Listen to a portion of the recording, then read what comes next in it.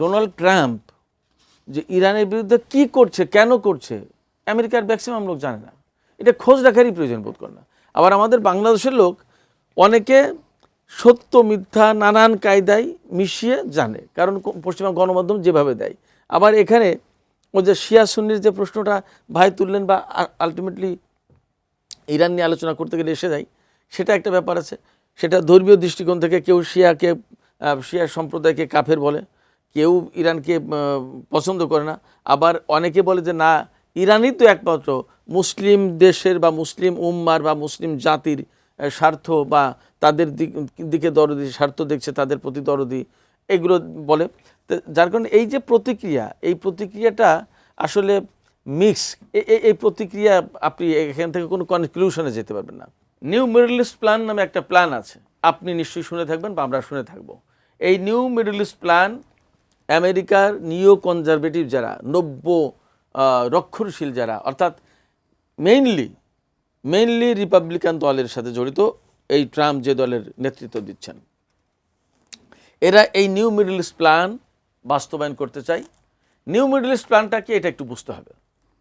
New middle east plan হচ্ছে, আপনি নিশ্চয়ই মধ্যপ্রাচ্যের মানচিত্রটা হয়তো খেয়াল করে থাকবেন।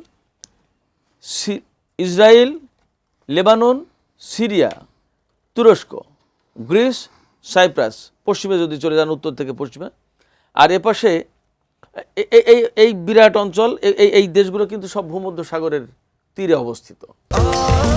স্বাস্থ্যকর অল টাইম ফ্যামিলি কেক, সব সময় অল টাইম হেলদি লাইফ।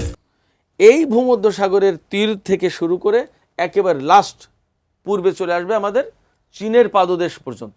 এই যে বৃহৎ অংশ, বিরাট অঞ্চল, এই বিরাট অঞ্চলের ম্যাক্সিমাম এক করে একটা নতুন মধ্যপ্রাচ্য গড়ে তুলবে। এটা হলো আমেরিকা এবং ইসরায়েলের প্ল্যান। এই প্ল্যান বাস্তবায়ন করার জন্য 90-এর দিক থেকে খুব উঠে পড়ে লেগেছে। এই যে আগেই বলেছে যে এই প্ল্যান বাস্তবায়ন বা মিডল ইস্ট নিয়ে যে মানে পরিকল্পনা এরা বাস্তবায়ন করতে চায়, এই পরিকল্পনার একমাত্র বাধা হচ্ছে ইরান। 1979 সালের 11ই ফেব্রুয়ারি যখন ইসলামী বিপ্লব সফল হয়েছে, তখন আগের ইরান এবং বিপ্লবের পরের ইরান একেবারে জাস্ট 180 ডিগ্রি ঘুরে গেল, পাল্টে গেল, পরিবর্তন হয়ে গেল। যার কারণে, এবং ইরানে বিপ্লবের পরে ইরান কিন্তু আমেরিকাকে জাস্ট ইরান থেকে বহিষ্কার করে দিল, এবং ইসরায়েল এবং আমেরিকাকে তারা প্রধান শত্রু হিসেবে ঘোষণা করলো পরিষ্কারভাবে। যার কারণে তারাও বুঝলো যে মধ্যপ্রাচ্যে তাদের দিন আর সুদিন থাকবে না সামনে। ফলে ইরানের সাথে তাদের চরম দ্বন্দ্ব, সেই দ্বন্দ্ব থেকে এই নিউ মিডল ইস্ট প্ল্যান বাস্তবায়নের চেষ্টা। আর নিউ মিডল ইস্ট প্ল্যান বাস্তবায়ন যাতে না হয়, তার প্রধান কারিগর বা কাজ করছে ইরান।